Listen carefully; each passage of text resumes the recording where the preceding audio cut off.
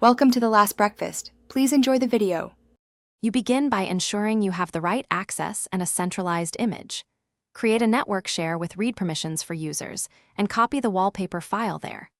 Open Group Policy Management Console, right-click the target OU or domain, and create a new GPO named clearly. Once done, edit the GPO.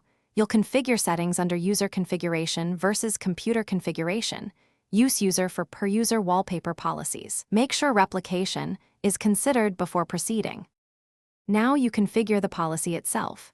In the GPO editor, go to User Configuration, Administrative Templates, Desktop, enable the desktop wallpaper policy and enter the UNC path to your image.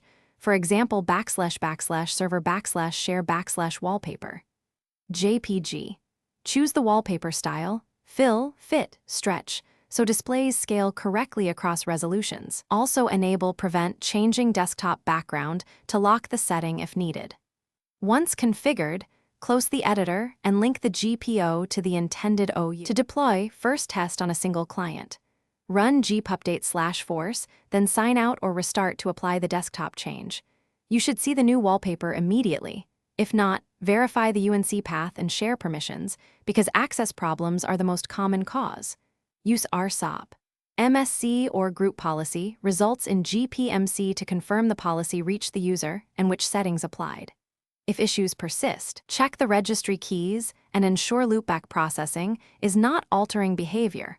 Adjust scope or security filtering as needed.